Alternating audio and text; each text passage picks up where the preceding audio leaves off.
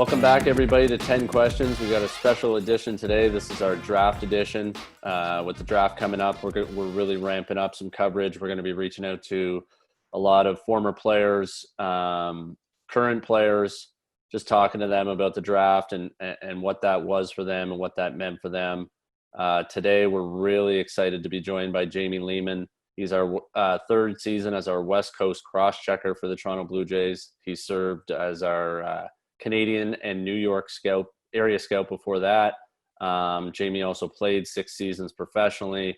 I can't speak enough for how much Jamie's done for so many Canadians across this country. Canadian-born guy. He's just a guy that I really love to talk baseball with. Really grew a great friendship with him, traveling the country in his T12 years before he moved out to the West Coast. So we're really excited to have Jamie Lehman. Thanks for joining us, man.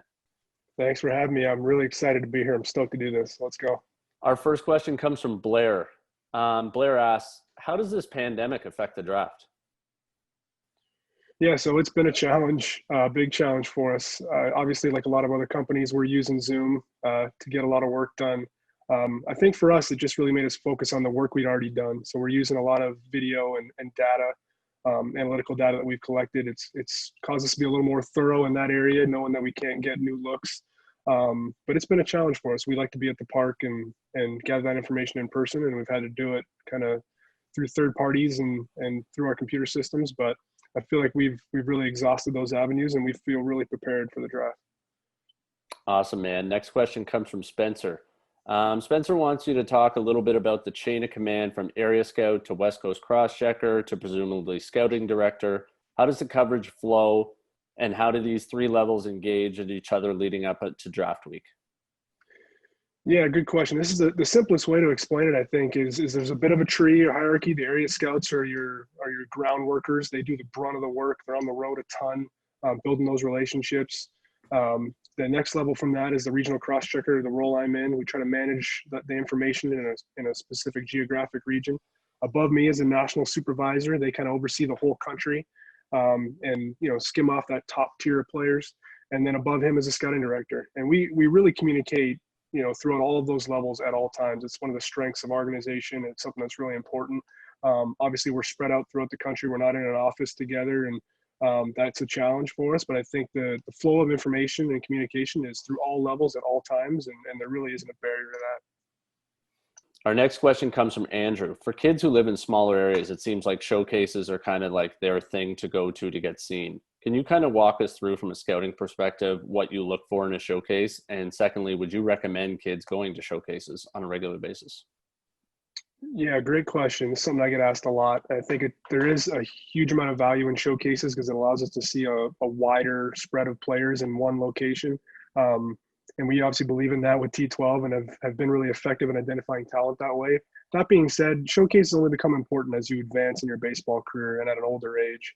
I would say for people under 16, if you're not in grade 11, grade 12, I wouldn't put a huge amount of value in showcases. I think you need to develop your talent in your local areas and work hard at it. And when the time comes, then there is value. But I think the thing we see the most these days is kind of overexposure and overstrain both on the parent's wallet and on a kid's health by being over showcased. And so I think there is a time for it, but up until you get to that age and that talent level, I think it's important to just work on your game in your hometown.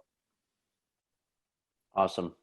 Next question comes from Ryan. Mark Shapiro in a recent article indicated that because of the pandemic, the club had recalibrated player development resources to analyze draft eligible players. Can you talk to us a bit about that?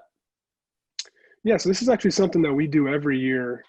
This year, there's been a heightened focus on it with the availability of our PED staff. And it's obviously a huge asset to us to have the experience and knowledge of our player development coaches integrated with our scouting department. I think if anything, the biggest impact has been the ability for them to get deeper down our lists and really kind of join us on some of the players that they wouldn't have had a chance to do on a normal year if they were out at their affiliates coaching. Our next question comes from Rusty. Do Blue Jays scouts possess certain character traits or values that are unique to the Blue Jays? Is there a Blue Jays way to being a scout?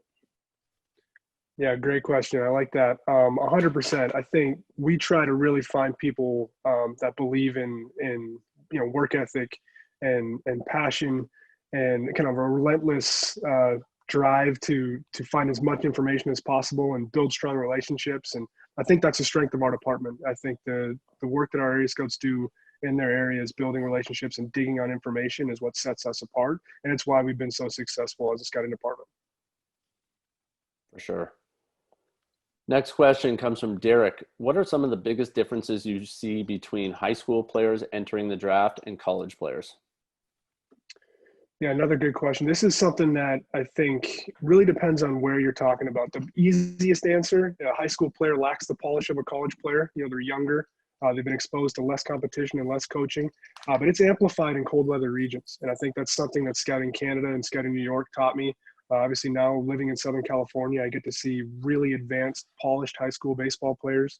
But that being said, Dalton Pompey and Mike Soroka, they look different at the same age, but are fully capable of as much career success as the kids here in the South. So I think there is a difference to how you scout them. You have to be a little more creative and aggressive, but they're not capable of any less because of where they're from or what demographic they're in. Absolutely, man. Next question comes from Josh. When you meet a player on a Zoom call, what are you discussing? Terms that he will sign for, mental aptitude, character, all of the above? Yeah, so I wouldn't have been able to answer this until this spring. I hadn't done a Zoom call with a player, but this year we've done a lot. I've learned a lot from them. We don't talk business on Zoom calls. I think we try to talk people. We want to get to know them, have them get to know us.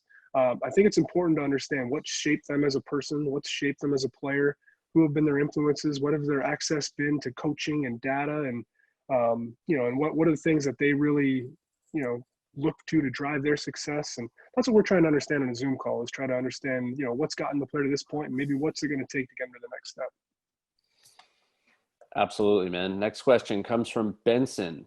When it comes to evaluating players for the draft on their 5 tools, do you weigh certain tools more than others? For example, do you put more weight on a player's hitting power over their hitting for average?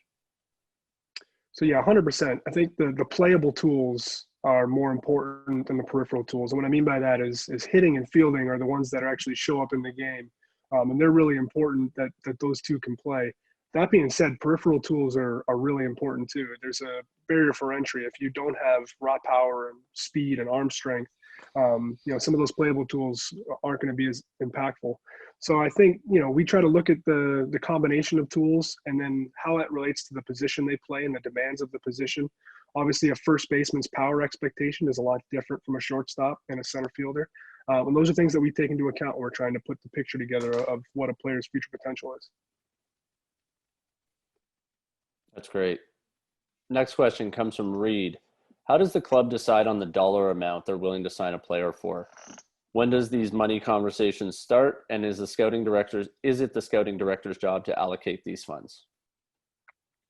Yeah, so when lining up our board, money is not a primary influence. We line up our board on talent. And I think, if we're doing that, we're putting ourselves in position to take the best player. Typically, the dollar amount and the financial attachment to that player works itself out. There are instances where we can get creative. I think for Blue Jays fans that follow our drafts and our minor league system, Adam Kloffenstein a couple of years ago is a good example of that. A player that we were able to get a little bit later in the draft, and the money factored into that. But for the most part, we're looking to line our board up strictly on talent. We're going to take the best player available, and then sometimes there's financial strategy around that. And then that does come down to the scouting director and the GM to do those high-level decisions.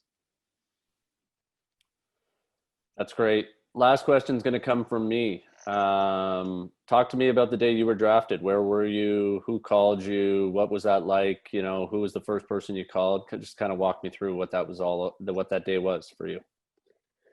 Yeah, so I wasn't a super high heralded prospect back in 2003. So I was actually down in my bedroom napping. I had no expectation of being drafted.